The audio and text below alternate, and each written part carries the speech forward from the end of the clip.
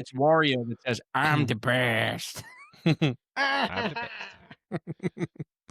Oh man, welcome back to another episode of Nostalgia Land as we do our best Wario's and Luigi. I'm Luigi.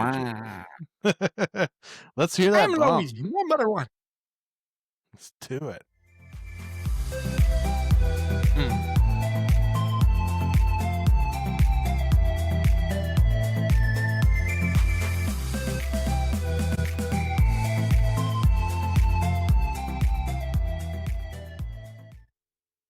We're going to play that so much that you're just going to fall in love with it because that's what we do. Yeah. It's an earworm. We're going to be right here. I'm gonna get you till you love me. Up the doshas, Mike. I'm a bee. Welcome back, man. Thank you so much for joining us. Today we are reviewing, honestly, this was one of the most difficult movies we've had to watch. I'm going to tell you this. It's better than Air Bud. And I'm going to stick with that for this episode. But yeah. You know what this movie is? It's not good. No, it's not. It's definitely the worst of the Pauly Shore trio that we've watched. So basically for me, I feel like I have a lot of love for this movie. I think it's so funny, but it's because we watched it so much when we were young. Yeah. And if I had watched this today, I would hate the shit out of this movie so bad. When we were young. It's like if you watched our last week's episode with Shaun of the Dead and we talked about hating Ed.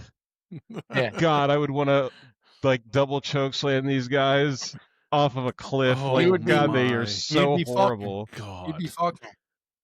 Yes, we would be Faulkner. We'd be Faulkner of I would life. In the desert and try to kill him. Real quick, before we keep going, I always do this at the end, but check out our YouTube page. Check it out. Like, comment, subscribe, hit the little notification bell. You can follow us over there. See us on video. We're ugly. It's fun. But check us out there, and please comment. Leave us some likes and stuff. Share us with your family and your friends if you love them, if you hate them. There's reason for both. But please check us out on YouTube and participate in the show. Give us some ideas for content, for future movies, for future shows. We will do shows. We just need time to put them together because they're a lot more effort and a lot more time consuming than just doing movies. Don't die, Trey. You're supposed to drink it, not inhale it. Yeah, right over there? Okay, good. But yeah, I just wanted to do that up front because a lot of times we wait till the end and maybe not a lot of people go all the way into the end. And back to BioDome, sorry. A lot of you guys have tuned Welcome to 1996 BioDome starring Pauly Shore and Stephen. Oh my gosh, Stephen Baldwin. Haley Bieber's dad. Who admitted that he did this movie for the money. And everyone else told him, please God, don't. And we still freaking did. Okay, I just have to come out clean. I like and I still love and appreciate Pauly Shore.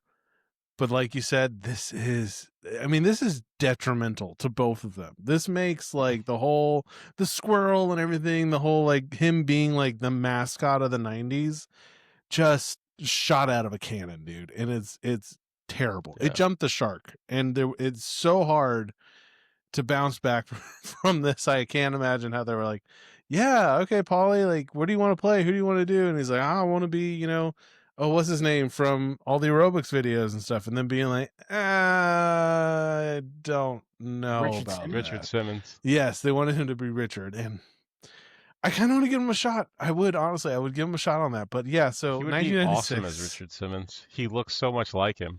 He does it in a good way because Richard. They both they share some similar qualities. But I would love to see Pauly do something. Everyone needs a Richard in their life, though. They need a Rich. Yeah, man. Like I said, this was really difficult to get through. I kept pausing it and having to take breaks. I was like, that was the dumbest, weirdest shit I have seen in a movie. And I used to love this movie. I did. I used to see this movie all the time at our good buddy Zach's house as a kid. And now I was watching this time, and I literally had to take breaks from how dumb it was. Especially whenever they were like, well, we can get into it, but they're constantly sniffing each other's farts, and that felt like kind of like that not only felt like a fuck you to like whatever like mainstream culture, but it kind of felt like a fuck you to us as an audience. Like, oh, you're here to watch this. Watch what we're doing. You paid $7 for this ticket, and now watch us just literally sniff each other's farts. And I was just like, there was no point to this. So here we go. I have a BioDome. Are they brothers? I think so. No. Okay. Yeah, I think they're like half brothers, different, same mom, different dads. I will deep dive into that if you guys want to keep going. I'll figure this out. So this, I think I'm double checking. Of the 3 Pauly Shore movies that we've now done, this one has the lowest rating. Are you kidding? It has a 4% on Rotten Tomatoes. 4%. It is so bad. It is so bad. Well, I love was it. looking at IMDb. It has a 4.4 out of 10. In the Army Now is a 5.1, and Son-in-Law is a 6. Dude, In the Army Now is way beyond 5.1 over this movie. Like it's more like a 6 for In the Army Now and like a 7.5 for Son-in-Law, because Son-in-Law and In the Army Now are both good movies in my opinion. There's a lot of stupid moments. There's a lot of Pauly Shore being Pauly Shore that is what he was about in the 90s, but kind of take you away from the movie a lot more than you would think watching them again. Yeah. But he just does not stop in this movie. He is constantly the weasel and making weird noises and weird sounds. And then Stephen Baldwin tries to be him.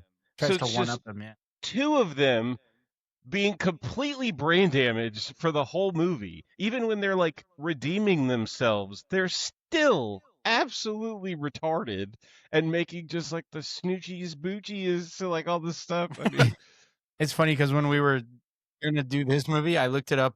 Like I looked up interviews with Pauly Shore on YouTube, and it was him and Stephen Baldwin talking about doing BioDome 2. Where like they go to Mars. I saw that they were talking about doing part 2. Yeah, where like they basically get like sent to Mars to be in the biodome on Mars, and they were laughing because Stephen Baldwin was like, "Yeah, my brother told me this would end my acting career, doing this movie." Alec Baldwin told Stephen Baldwin, "If you do this movie, it will end your acting career." He's probably right. Because the first one pretty much started the nail being driven in the coffin of Pauly Shore. I feel like Pauly Shore gets away with it because this is his character in like every movie in life. Yeah, but this is like in Spinal Tap when theirs go to 11. This is Pauly Shore cracked to 11. Yeah, like it's so bad that like, come on, man. So funny because out of all 3 of these movies, though, like, couldn't think of the name of the movie.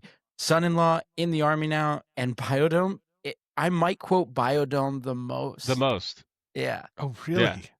I gotta know what you're quoting. The biggest one in our house that got quoted a lot. Anytime the word "free" came up. Free, Mahi Mahi. Free, Mahi Mahi. If you will. I can tell exactly when the second coming of Jesus is. It will be the premiere date of BioDome 2. The trumpets will sound and they'll be like, "This is it. You've done it. The earth is over. We've completed. Now everyone gather and we're gonna go watch In the Army Now to God refresh." gave us a shot and we blew it. We blew it. Let's give it up. 2.5 more hours. This thing. No. My movie. 2.5 more hours. Now, if they were to break the realm and be like, it's like a 4-hour movie. If you could break the realm and it's like a 4-hour movie with Pauly Shore. It's 2 DVDs. Yeah, 2 Blu-rays. Oh man, for BioDome 2. Remember when VHS had to do that? Like when Titanic was 2. Mm-hmm. 2 cassettes. I think that was the only one I can remember. If there was any others. Please flip over for part 2. Yeah. Oh yeah. DVD. No, I'm sure there were more. Sure, there were more. To flip them over for part 2. Or for widescreen. The movie opens. Oh yeah, that's right. Yeah, there was double sided on that back when we had square televisions. But so we meet Bud and Doyle. The movie With opens. them They're on their just two couch. idiots. There's a lot of explanations. The whole intro is like the Earth is ruined, and we're gonna here's the BioDome 5, and we're gonna fix it, and all this other stuff. And then you Well, they're kind of meet introducing them. the BioDome.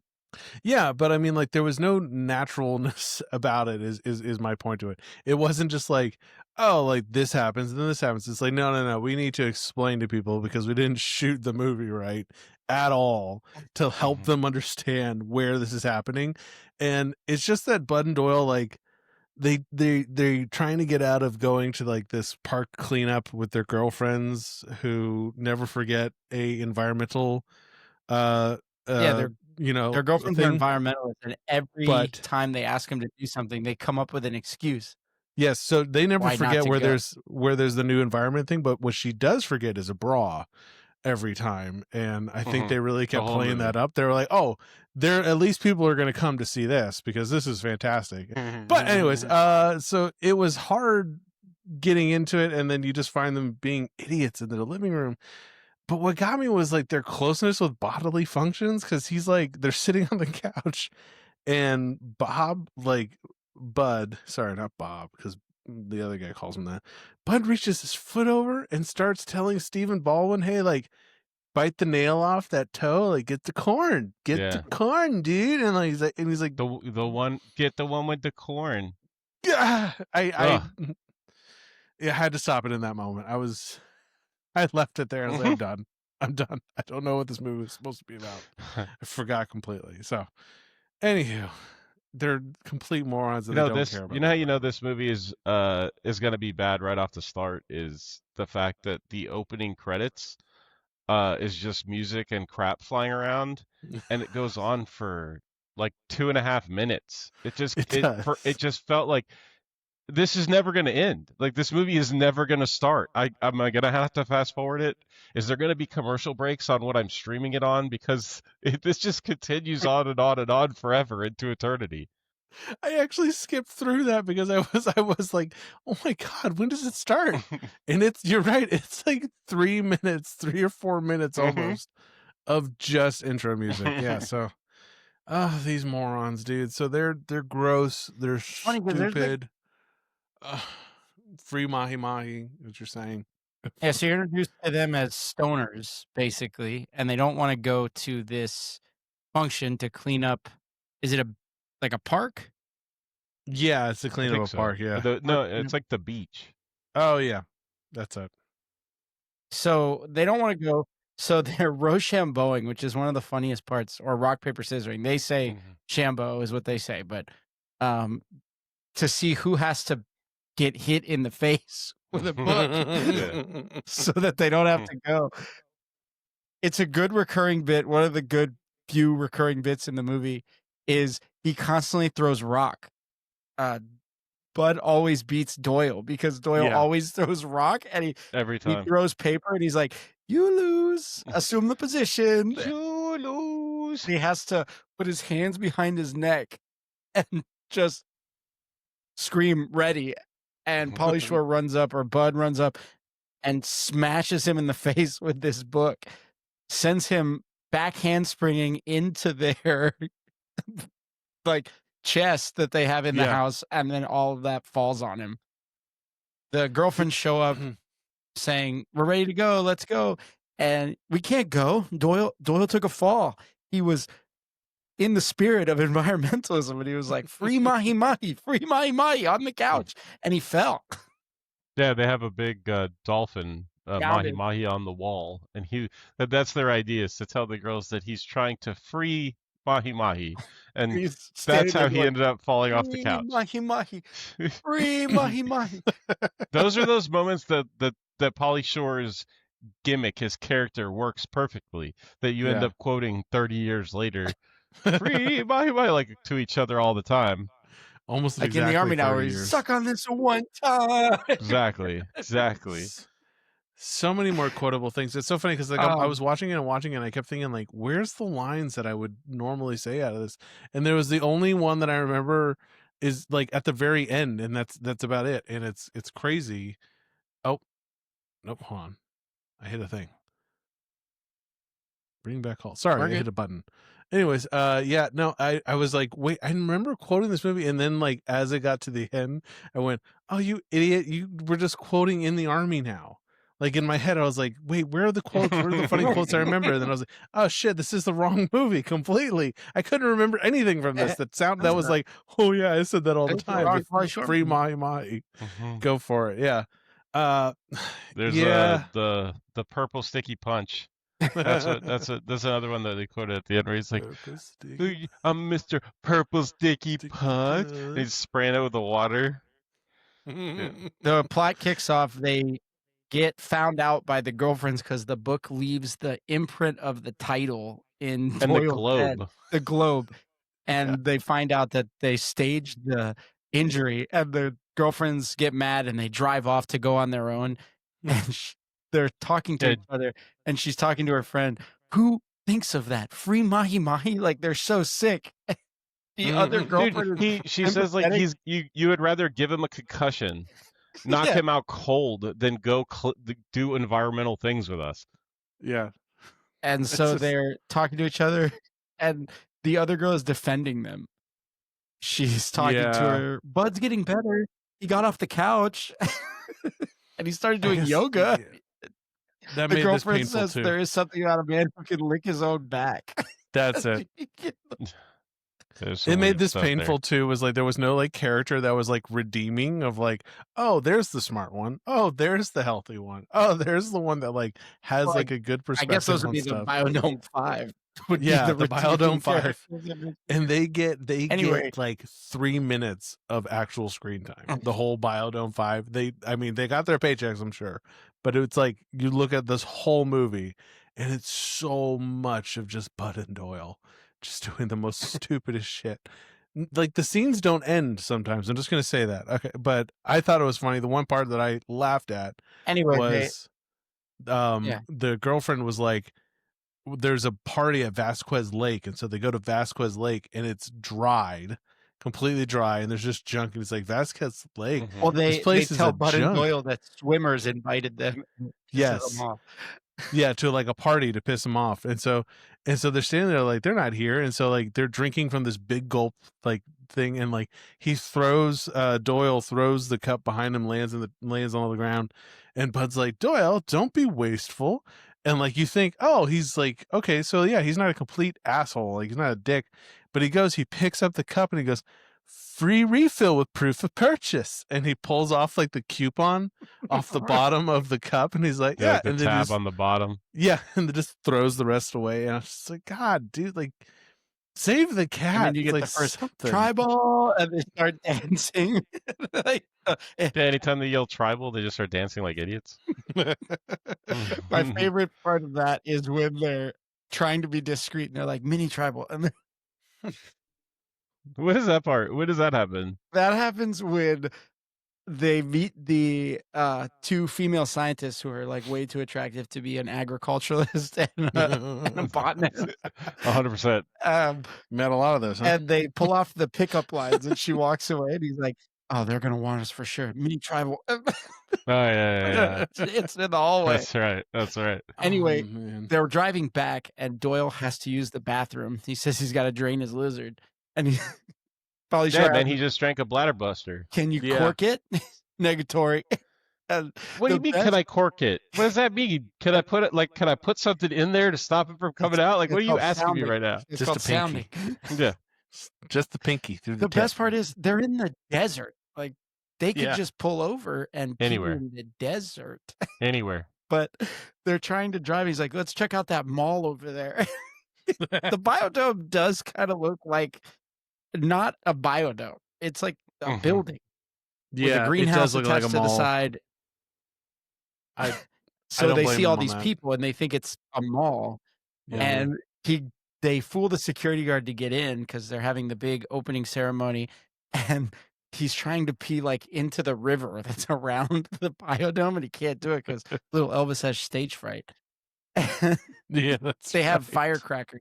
So Bud grabs Doyle's cigarette and lights firecrackers, and they think it's an assassin trying to kill these scientists.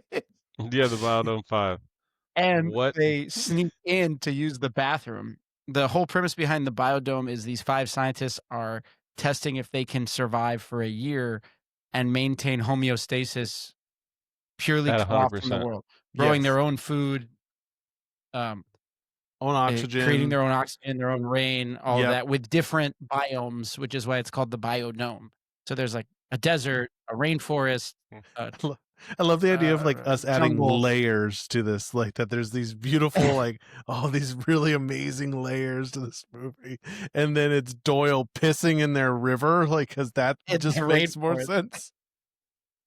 Rather than And finding the any way they toilet. get found out, they're they don't. They end up peeing in the waterfall in the rainforest. Exactly. Yes. Mhm.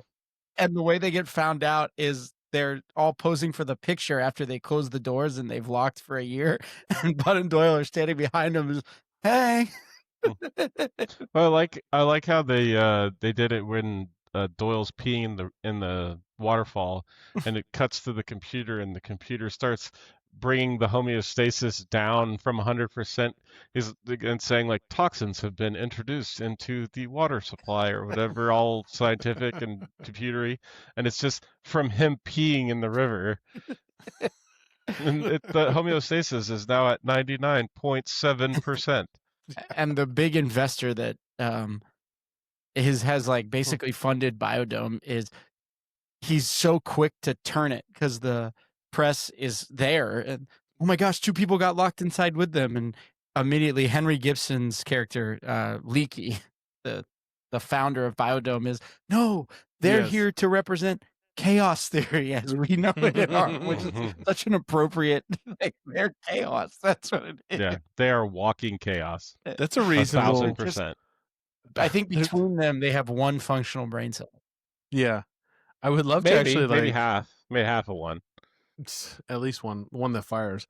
I would love it if we actually had like a friend who was like a scientist to be like, how probable is this actually work? Like as them like just being in this environment, I'm like sure just from a science standpoint, like tell me more. Oh, That's I'm the sure other thing the I find science interesting. behind BioDome would work. I don't know if you put 2 semi-challenged people in there and then just were hell-bent on destroying it. I Let's don't just know say how these well guys are making them at night. Yeah. not making them a night dead. Not making an idea. Those Pixar, Anyway, those fake they through Pixar a things are terrible. series of oh, sorry. No, you're fine. It's just saying. Yeah. I was saying those fake Pixar things. Through I a think there's a series slight of delay tonight, but it's okay. through a Yeah, series of you're definitely delayed. I think Trey and I aren't. Sorry. I'll make through a my series time. of mini montages, they show how they're slowly messing up the BioDome. Yeah.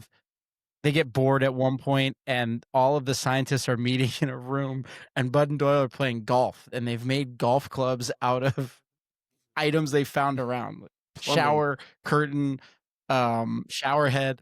And it's one of my favorite parts of the movie is the other 5 scientists are sitting in the room, and Bud hits a golf ball, or which is a rounded rock, through the glass and shatters it as they're debating what to do with them. And he turns around to the goat who they're using as their cat. And he's like, dang it. How am I supposed to hit a par with a double birdie with the curtain iron? And you're standing back here during my backswing, Billy. Kicking him like, let's go. Shanked it. And it's funny how when they first come in, the 4 out of the 5 scientists are Kick him out. saying we can't do this. This is not going to work. They're idiots. It'll never work. We can't. We don't have the food for it. We don't have the resources for it. We're supposed to be in here for a year. We have what we as 5 people need for a year.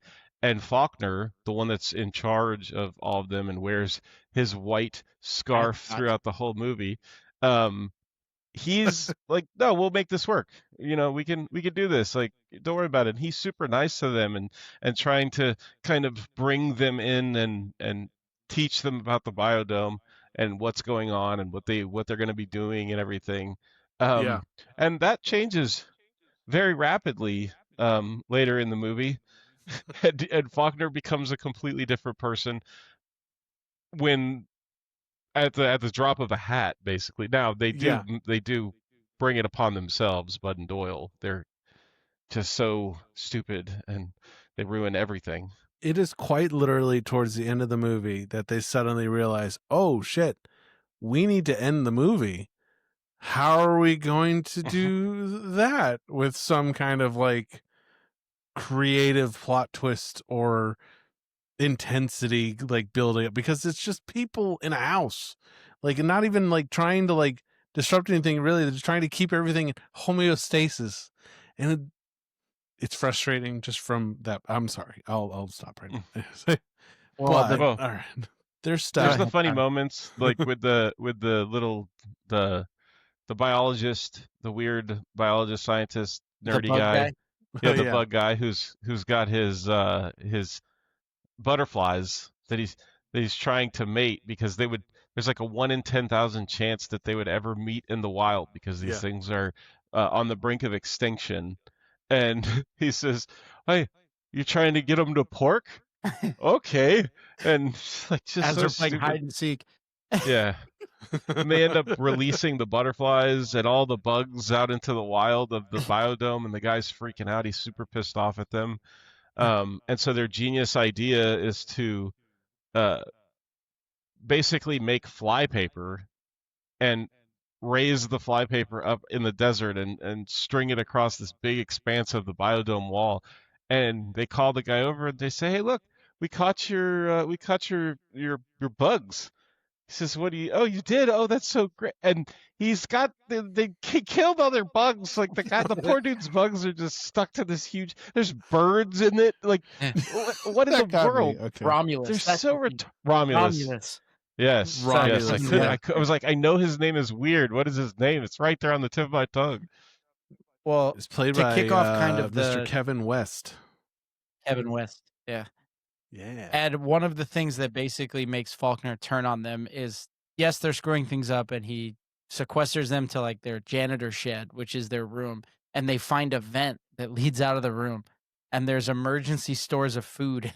They have Cheetos and chips and non-perishable things like Spam, and they find it and they start eating, and then they find nitrous oxide.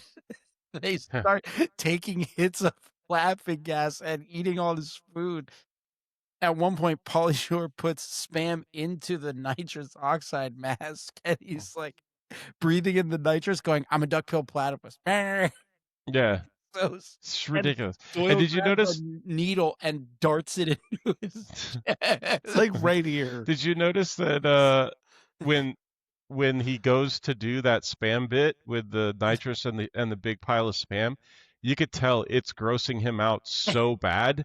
His face looks like I'm about to vomit, and he kind of like, "Ugh," and then he just goes for it and does like, and I was like, oh man, I had never noticed that before when watching this movie when we were younger, that he just, oh, he's like, oh, I'm gonna throw up. This is so nasty. And then he goes, "Oh, I'm a dog-billed platypus. Oh, a dog-billed platypus." Well, after this, they banish them to the desert without food or water. And why was it that they locked him in that room again? Who? Oh, they did. They had locked Bud and Doyle in the room because they did something. They were, and that's when Faulkner like first starts to like, he all of a sudden he's on their side, and then it shifts ever so slightly. They were bathing in the artificial rainmaker. Yes. Yes. Was that That's it? right. They were bathing in the artificial rainmaker, and they had done a bunch of stuff. They had brushed their teeth in the very beginning with Romulus's toothbrush, and he says, "Don't worry, I dunked it in her scope, so it's sanitized," and all that stuff. I think it was that. Yeah, so they and it was that, and them. It was because they killed the bugs. They're bathing in it. So this 45 minutes into the movie, and they decided like, okay, we need to just put these guys like in a jail cell until we figure out what to do with them. Bungee jumping from the ceiling and all this. Yeah, that was it. They were bungee jumping and the safety dance. The safety dance montage is just later. Them showing off the biodome, or is that later? No, that's later. When they're after the party. Oh yeah. So and like during this, but there is like a montage at the beginning, right? Yeah, of them showing off the biodome and everything, like them showing off the biodome, because them just doing weird Bud shit. tells Squirrel, he's like, or Doyle tells Squirrely, he's like, "I'm bored." He's like, "It's like camp. We'll make our own fun," and it's them bungee jumping and playing golf and doing all that stuff.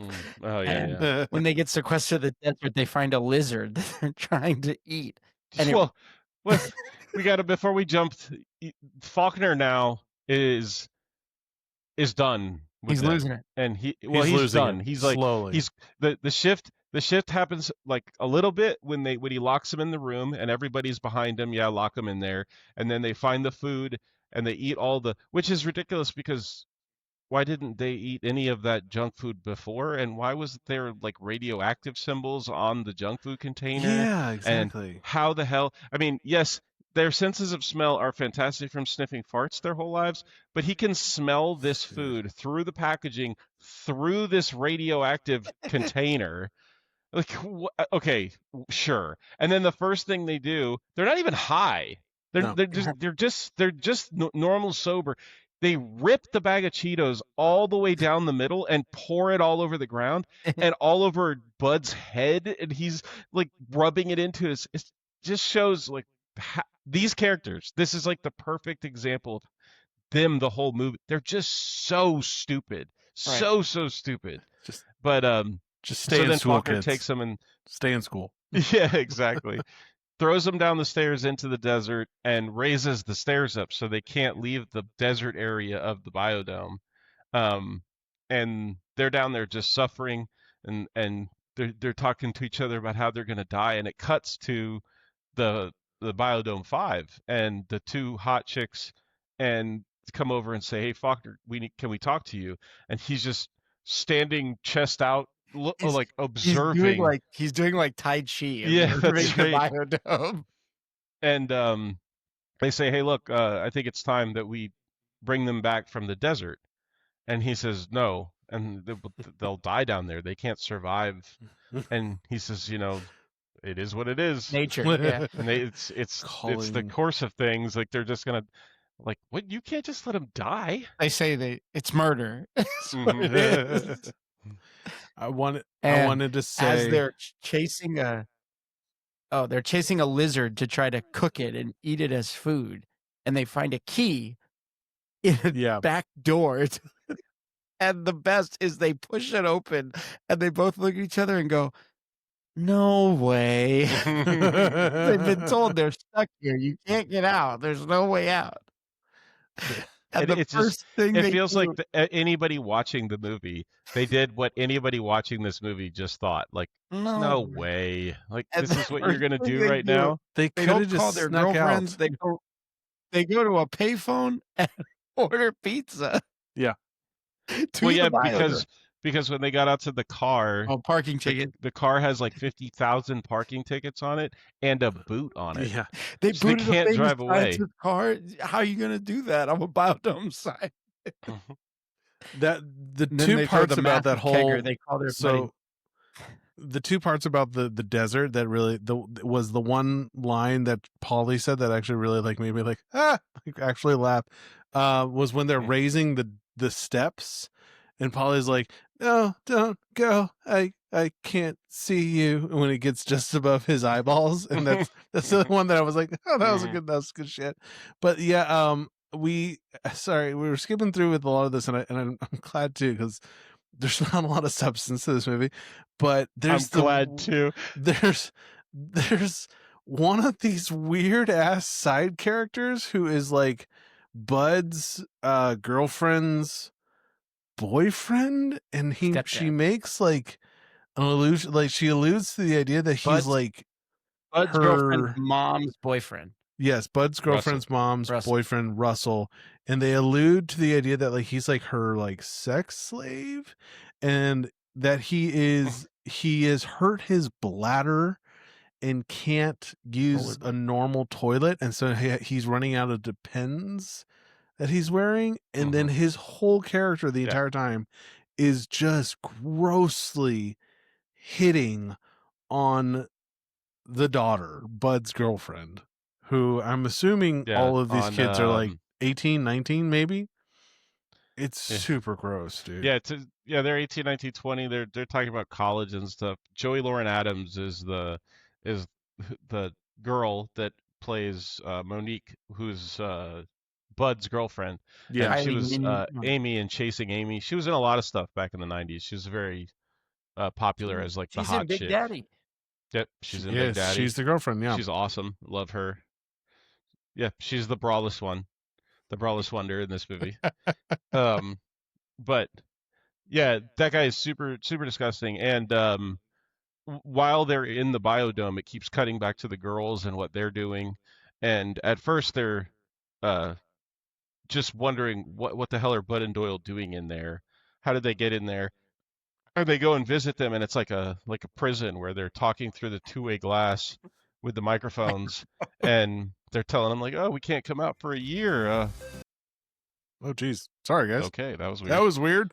And and so you totally broke my. Okay, I'm so sorry. Then they go. They're trying to still do their environmental stuff, and they end up at this like environmental rubathon, I guess. I don't even know what it is. Massage. Yeah, back massage-a-thon at some college in like their courtyard. But it's really funny because Kyle Glass and Jack Black, Tenacious D, before they were famous, are there playing music for this crowd. Yeah. And I'm like, oh, save some trees. Yeah, the second the camera starts to pan in on the scene and he's singing, I'm like, that's Jack Black. Like, that's totally Instantly. Tenacious D. Like, and instant. sure enough, it cuts to them and they have like 2 seconds of screen time during this whole movie. There they are playing their guitars and he's like threatening to hit Kyle Glass on his guitar and stuff. But there's the two guys who are trying to hit on Bud and Doyle's girlfriends, and they're giving them back massages. And then that's when they hear about the party, right? Correct. Yeah, so after they get out with the key, they order pizzas, and Russell, the creepy, weird older guy, shows up in this like El Camino, and to deliver the pizzas, and he tells them that the girls have been hanging out with these two college guys, and they think, oh, they're cheating on us. Our girlfriends are cheating on us. Oh, we have to show them, and they decide to throw this party at the biodome. And they call their buddy that's like, I don't even, when watching the movie, I didn't even remember him from any other time in the movie. That's because he's not. He just shows up and they're acting like he's been a part of this. Like, yeah, this guy, their buddy Roach, they call him, has been there the whole time. Now that you guys are big time celebrities, you don't have time for your friends anymore. Yeah. We were stuck in a bubble, dude. And so they get him to print off flyers. Because dad owns a print shop. Yeah, and he's there working at this print shop. And he's like, remember that time that I had you print those flyers for us? I need you to do that again. But basically, we were throwing a party at the biodome. And so it gets back to the girls when they're at this rubathon at the college, that Bud and Doyle are having a party, and there's like, oh, maybe it's like a party outside, and they're inside, and so they go to check it out, and when they're driving there, the Doyle's girlfriend says, maybe it's like they're having like a lecture. Do you think Bud and Doyle are having a lecture on how, like, they're gonna have like big screens outside where you can see like what's going on inside the biodome? And they get there, and sure enough, which this makes no sense. Where did all the crap come from for the party? Yeah. There's spotlights outside the biodome. These guys don't have 2 pennies to rub together, but somehow they have money for pizzas and this huge, massive party. How did the other 5 people not hear all of this? Right. Because they've gotten out of the desert, and they're in the rainforest area, swimming in the pool and DJing. Bud and Doyle are crowned king of the biodome, and they're being How did they get out of that area? I never thought of that. How did they get out? Stairs? I guess if you have enough humans, you can stack them on top of each other. Human pyramid. Human pyramid. You're surprisingly good on all. You're surprisingly good on all fours. He tells Doyle that. He's like, oh, be a table. And he tells him, you're surprisingly sturdy on all fours. So stupid. So I've laughed. The morning after, they everybody's gonna leave the biodome. But well, wait, before we move on to the morning after, let's talk some more about this party. So this party is just ridiculous, and the Biodome 5 come walking out of their hole in the ground where they missed out on all of this happening until it's fully popped off and everybody's there, and there's literally like hundreds of people at this party. And this really drunk guy comes up to them and he says, "Who are you guys?" "We're the BioDome." And they all like strike a pose. And the "We're the superhero BioDome 5. And and the he's like, bodybuilder pose, like, we're the Yeah. BioDome 5. yes, exactly. Like, Get your oh, traps my out. shoulders are out, my elbows are pointed, my like, haha, I'm showing you my lats. Yes, and that's it. then the guy's like, "Oh, okay, cool," and he like pukes over the side into their like into the lake and everything. Well, he said, And are you guys in the band? We're the Yeah. BioDome 5. Which one's Tito? yeah, that's right. Which one's Tito? And then Faulkner, I think, goes to attack him, or he goes to attack another person, and he gets jumped by a bunch of people. And he comes up from that getting jumped, handcuffed to a pole with his arms around the pole, and everyone else just kind of walks off and leaves him there, handcuffed to this pole. And then My finally, partner's all the right. girls, Bud and Doyle's girlfriends, they ream him out for destroying the BioDome and ruining everything, and they suck and they're such idiots, and they leave. And so the party ends, and the next morning comes, and it's basically the investors come in with the guy who spent all the money to build the BioDome and do this whole experiment, and the homeostasis is at like what, 3% or 0%. It says, Yeah, it's like all a hell 1 or Yeah. 4%. loose. All hell is broken all, loose. all hell is broken loose.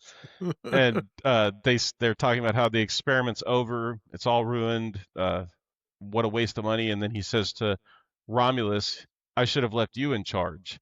And he kind of bows forward, but he's got blue paint all over his And they forehead wrote- and his face. They wrote like loser on his forehead. Yeah. No, it says party. It just says party across it. It's like, all right, fine. But then they- he says, "Well, Maybe maybe not. Yeah, maybe I shouldn't have left you in charge." And then he says, "Where's Faulkner?" And the girl, one of the girl way too hot girl scientists, holds up handcuffs, and it's just the like there's the part that clicks, and then the part that comes and clicks Shut the around, clamp. and the part that comes to click around is gone completely off the handcuffs. She says, "It looks like they were chewed through by a rat." Like, what the? So I guess he gnawed through handcuffs is the idea. I mean, this movie just every time you're like, it can't get any dumber, it surprises the hell out of you. It And just so they goes decide dumber. to restore homeostasis to the BioDome. And Yeah. Doyle grabs the key, and they're standing there arguing. He's going to eat it. And Pauly Shore stands up and says, if anybody's going to leave, you better do it right now. You have 5 seconds. And they count it down. And when they get to 1, Russell's like, wait. I don't want to be locked Yeah. in. Yeah, the He's weird, "Thanks, creepy. Russell." Yeah. Yeah.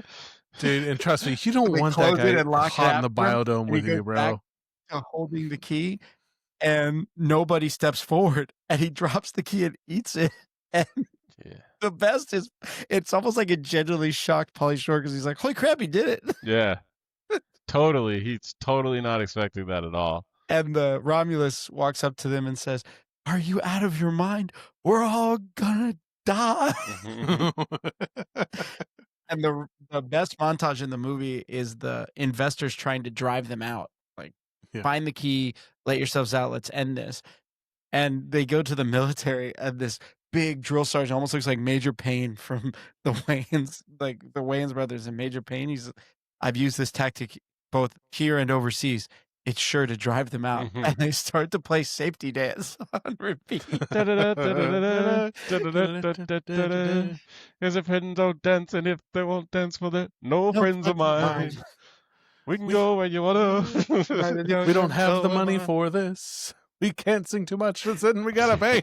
Somebody's gonna be pissed. Anyway, there's a big montage of them making improvements to the BioDome. And one of my I like. favorite, Did you catch before they decide that they're gonna clean the BioDome up? They're sitting in the desert area with all the garbage all around them, and Doyle says to Bud, we made Vasquez Lake. Because like in the beginning of the movie when they're just sitting at Vasquez Lake and all the garbage from all the parties people have thrown out there.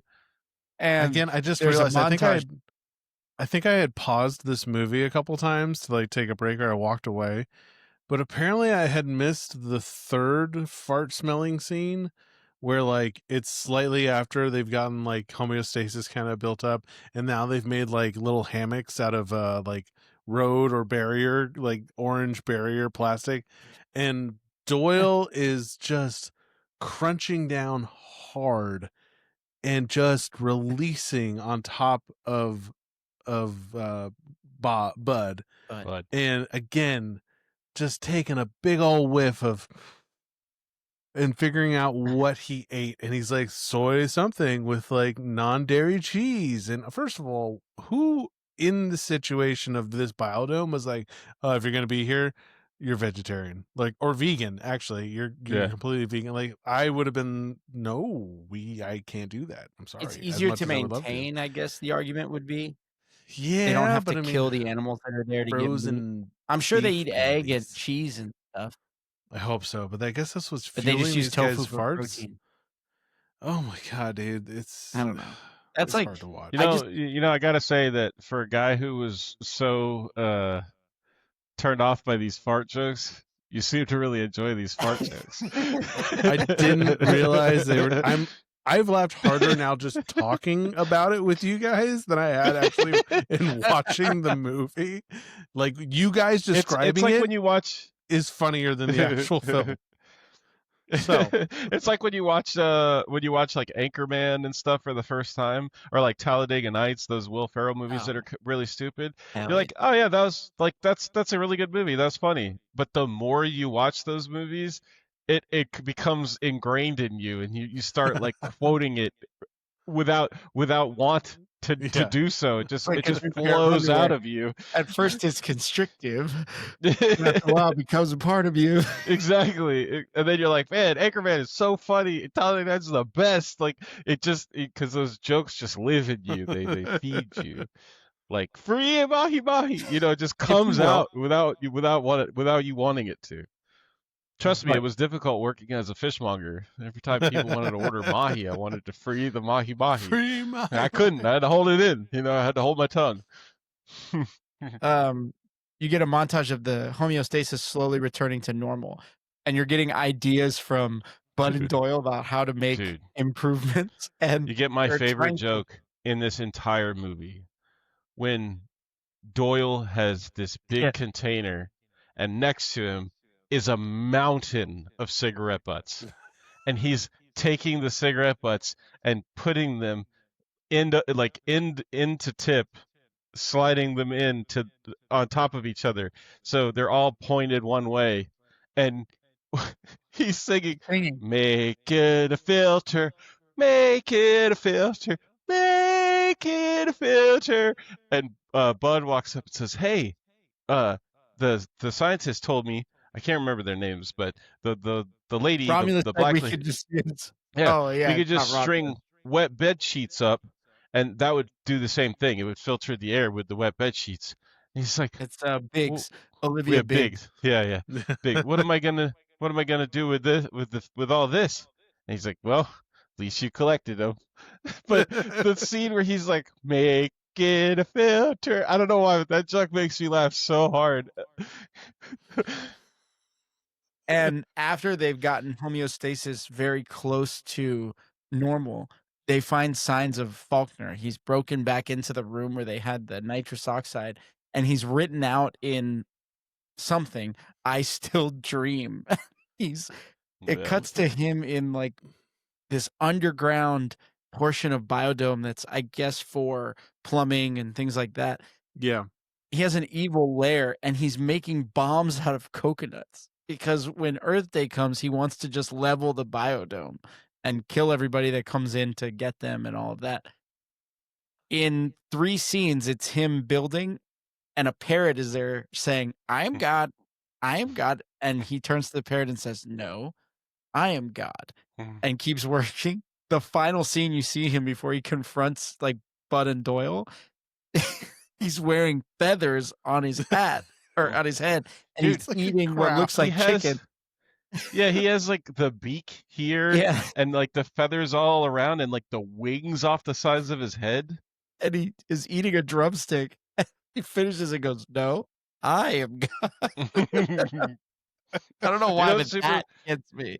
Yeah, because he's like, I'd say I'm He's saying like lost it. he slowly turns on Bud and Doyle, and then all of a sudden it's just like boom, he snaps and he is gone, and he's just a totally different psychopath.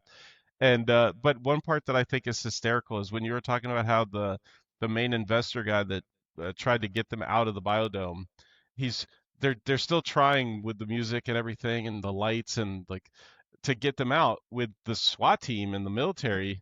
Yeah. And watching it, whenever he calls these guys in, for some reason, they run in a line and they all go hut, hut, hut, hut, hut, hut, hut, hut, hut, every single time. Like, what are they doing? I enjoyed that. That was Bud a and good Doyle scene. find him. Yeah. They find Faulkner, and Bud is telling Doyle, "I feel bad. We should try to reach out. We did ruin his project. We're trying to make it better. Maybe he can help us. He's still really smart. He's a genius." And they reach out to him, and he's, "Oh, you guys are doing a great job, and I have a special surprise for Earth Day. I want you guys to help me lay these." And they go to he tells throw them it's them. fireworks. He's like, no. You got to be very careful. They're sensitive. And they lay them everywhere in the BioDome. It's like cluster. And they throw them on a tree branch or something. And the way that they figure out that they're bombs is Bud grabs one and says, "Go long, Doyle." And Doyle runs down the stairs into the desert. Montana drops back, throws, and Doyle trips and can't catch the coconut, and it explodes. And I love that Pauly Shore's running down going, just no words, pure panic. Like, oh my God, I killed him. And so they figure out he's insane. And when he's confronted, they play rock, paper, scissors for the detonator. He plays with Doyle, and Doyle, he says, "Rochambeau for the detonator." Okay. 1, 2, 3, paper. And he throws scissors and loses. And Pauly Shore hits him in the back of the head and goes, "Paper?" Yeah. And my favorite line is Faulkner goes, "Don't feel bad. I would have done it anyway." Yeah. The only time in the whole movie that this dude throws paper. Like, he throws rock every single time. They play way too many times in this movie to set up this joke. For everything. It's for everything. That's their whole that's their setup and punchline. We lose the There's the big countdown, and as the clock strikes 0, spoiler alert, they restore homeostasis and it doesn't blow up. They stop the detonator. Faulkner gets away, and as they're opening the door to release back into society, he chucks a coconut. And there's a few moments where you're supposed to believe that like Bud and Doyle die in the explosion. Hey, spoiler alert, they don't. Make it out. Quit ruining the movie. We're saving Trey. you a lot here. God, we're saving you a lot here. Yeah, spoilers from 1994. almost makes me want to cancel my Amazon Prime subscription just to not support them rewatching this movie. You can watch on Tubi. Oh, that's right. You can watch on Tubi. It's for free on Tubi. Oh, with ads on Tubi. The ads might be, according to Matt, the ads might be the best part. That's true. Oh, Dove came out with a new scent. Ooh. Pauly Shore, when he is convincing people to try yoga poses, keeps talking about his sciatic, and he pokes his shoulder. That's not where your sciatic nerve is. Your sciatic is in your lumbar spine down here, and it hurts like crazy. And it's so funny because he keeps going, my sciatic, and the way that they fix it is Doyle basically gives him the people's elbow. He does, yeah. Well, then there's the part where they're laying in their hammocks, the two of them just waiting for the next day, and the two hot scientists come in to hook up with them, and they are like disgustingly making out, and then Bud realizes like, wait, we have girlfriends, we can't cheat on them, and it's there are these small moments towards like once they start to fix the biodome and try to reach homeostasis again, where they start to become better people and there's some redemption of the characters. But it's so little so late, and it's still mixed in with so much of them just being so incredibly stupid. Yeah. That it's hard to even care that they've started on this road back to being normal, because they're so bad in the beginning and they're so like misogynistic and gross at in so much of these scenes. Yeah, Where yeah. it's like I don't even know if I even care about these guys enough that, like, yeah, leave them in the desert. Like, who cares? They suck so hard. Leave them. I mean, you have to look at this movie. Like, the party starts, the big, like, the turn, which is supposed to be like of this movie, is at the hour mark, and this is an hour and 25 minutes, and so then there was 30. like 10 Yeah. minutes. There's like 10 minutes to like them saving everything, and then him And the montage is Faulkner, in there. yeah, Faulkner going crazy, and then there's 15 minutes at the end where they realize we got to end this movie somehow, and that's where it's like, oh yeah, coconut bombs and like a parakeet. Oh, he has a god complex now, and now he thinks he's like controller of everything. Yeah, I kept thinking, I was like, no way, like this movie doesn't end. When does this end? What is happening? And I kept checking the time, and that's how you know you're really enjoying a movie. It's like you kept checking like the little dot is scrolling across the screen. You're like, oh my god, there's still 30 How minutes. much of this is left? Oh my god.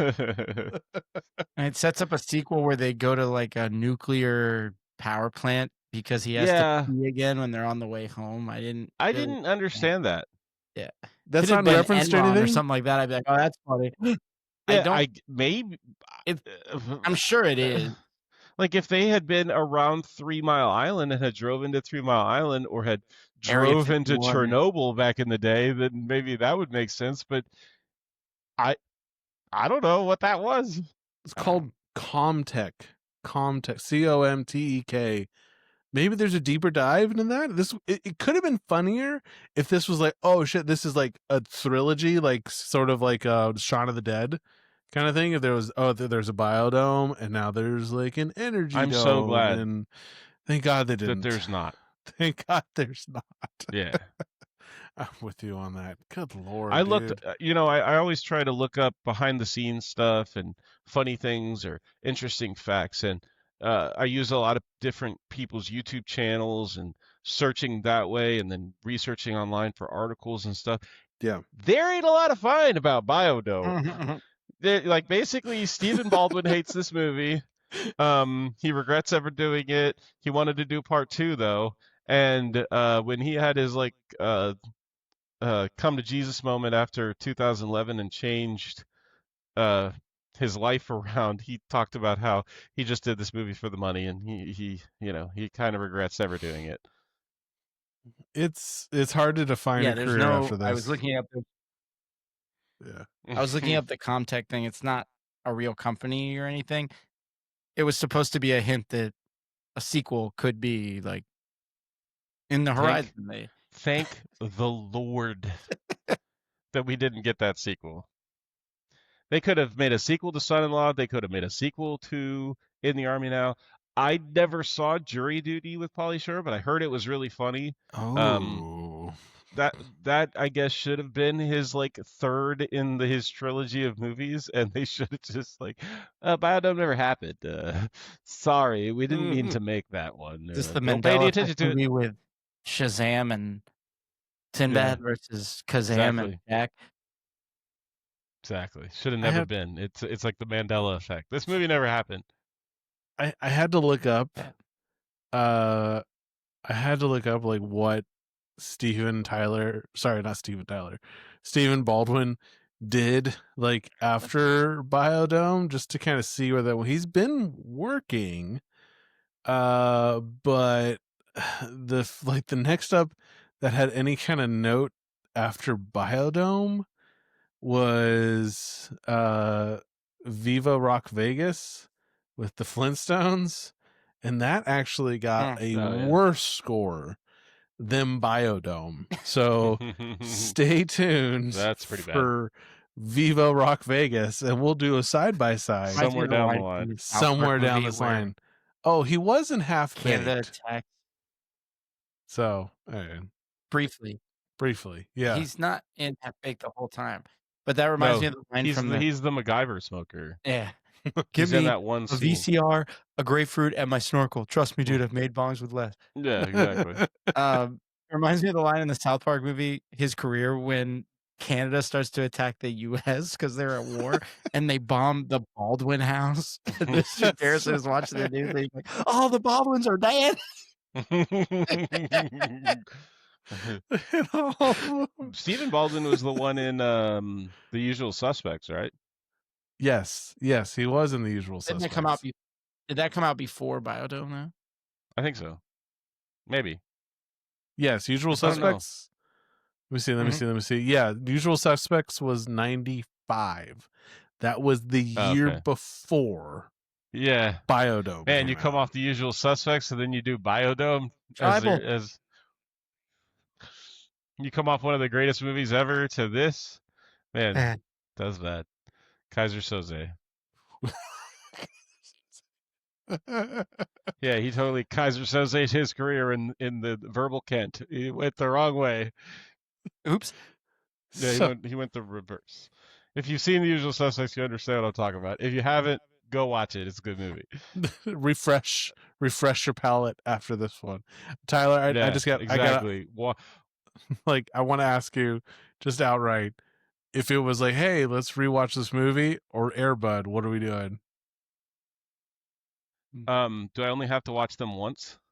Yes. Okay, then I would probably watch BioDome again. It's a really tough call because Tyler really hates everybody. Well, I've got some separation. I've got some separation from Air Bud now. The hatred for Air Bud came out of watching it over and over and over and over again, preparing for our episode, and just thinking like, dude, once you watch this movie one time, I just want to burn it. I burn the sucker to the ground. Kill it with fire. Yeah, it was so bad, and it was mind numbing. Like, oh my gosh, this is so stupid. There's so many stupid. But this movie, they're painful. So I may have to change my answer. I may watch Air Bud because I don't. Dog. Yeah, like there's a dog playing basketball. I get to laugh about the dead dad like over and over again, like how they just won't let go that this dude's dad is dead the whole time.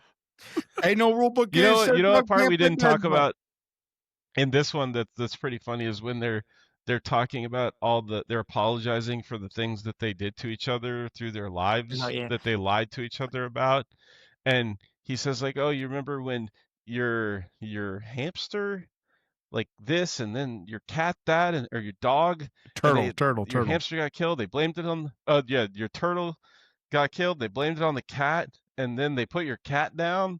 Well, I stepped on the turtle and I framed the cat, and he's like, Mr. Whiskers, oh my gosh, and then Doyle says, or Bud says something that he did, and then Doyle comes with like, oh, and remember when that the chipmunk got into the garage and got into the thing of kerosene and lit on fire, and it burned down everything west of Blah's hardware store? He's like, you did that? He goes, no, but that was pretty funny, right?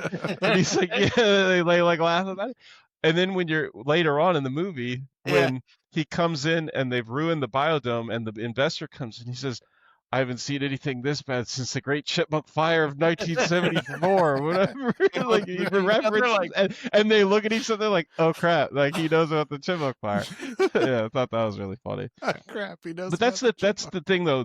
It's hard to compare. Like, would you watch BioDome and Air Bud, because Air Bud's trying to be like a serious, cute, fun movie. BioDome, they're just stupid, and they don't try to hide this junk. Like they're stupid from the moment you meet them.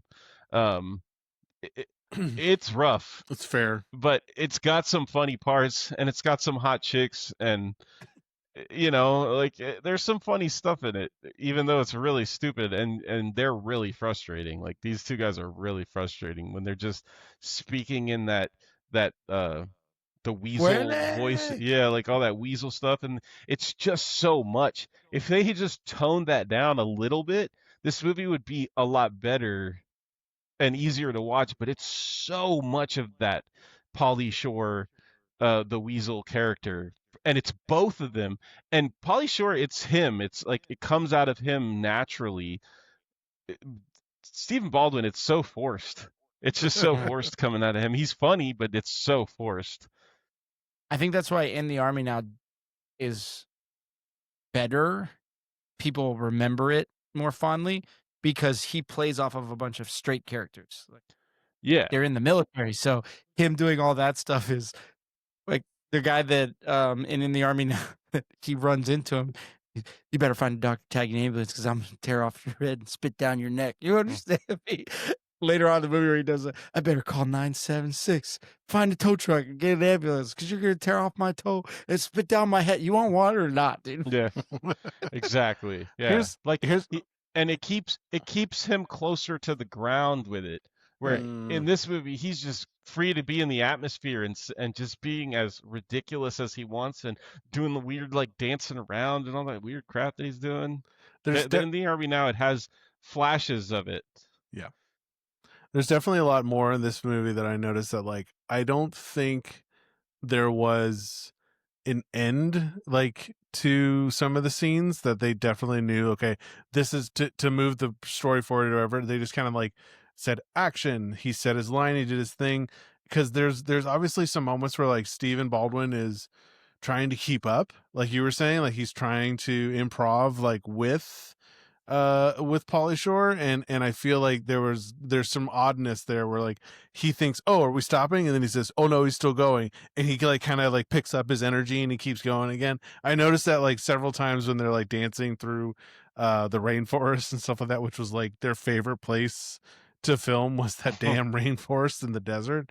But yeah, man, out of all these, I will say with Pauly Shore, Pauly is at least true to being Pauly, and you're not walking into any of his movies thinking like you're going to get something different. And so he was such a representative of that era of the 90s of grunge and rock and roll, and was such a like an iconic character of that and person of that time. It's you can't put too much weight on these. Like, they are what they are. Like you're saying, this is you know what you're getting into when you bought that movie ticket to go see it in '96. So any last thoughts or anything? It's like watching Ernest. Like, Ernest is Ernest. You're gonna get that character, and he's bringing that same energy. Like we were talking about before. The problem with this movie is the reins were taken off, and he could just be as weaselly as he wanted to be, and he works so well in like Son-in-Law and In the Army Now, because like Trey said, the rest of the characters in the movie are straight characters. They may have some humor to them, but he's playing off them as straight characters. Even Andy Dick, who's like his buddy in the other movie, is constantly like, dude, you're an idiot, Bones. Like, you're like, what are you doing? And he's just being himself. One step closer to living in the dumpster. Exactly. Like, he's making fun of the behavior. Stephen Baldwin trying to be on the same level and them being almost the same person. It's too much. It's too much weasel. But well, that pretty much brings us to the end of BioDome. It's worth watching once. It's really bad, but it's worth it. And if you used to watch it as a kid, that joke is still funny as hell. Like, I mean, some of them jokes are super funny. Some of the moments are awesome, but it definitely probably could have killed Pauly's movie career moving forward. But I think Jury Duty came after, but he probably had some kind of deal to do Jury Duty before this one came out, because this is rough. They owed him one more. Thanks so much again. Exactly. Like, it was on the contract. Like, I get to do this and this, and they were like, okay, but that's it. Of the year. He's the manager for Rookie of the Year. One more. One more. Rowan Gardner, what do you call me? But thank you guys so much for listening. We really appreciate you. Like I was begging in the beginning, check us out on YouTube. Share us, like, comment, subscribe. Check us out on Instagram, nostalgialand.podcast. Comment, share our videos, whatever you want to do. Just participate with us. We're trying to build community. We're trying to give you guys what you want to hear, and not just, stuff that we enjoyed. We want to make this as inclusive as possible to people who enjoy what we're doing here. We're trying to come up with different ideas for some different content too. So hopefully in the future, you'll see more of, like, when Trey was streaming Ghostbusters the other day, and we were talking smack while he was having fun doing that, and kind of an homage to Mystery Science Theater 3000, where we just run a movie and talk some junk and kind of hang out with each other, and let you guys in on that too. But we really appreciate you, and we're looking forward to seeing where this thing takes us as three idiots who like to talk with each other and relive our nostalgic feelings for some great movies and some bad movies. As it turns out, we do love some bad movies. But thanks again, and until next time. I'm Matt. Trey. And I'm Tyler. Cowbunga. Cowbunga.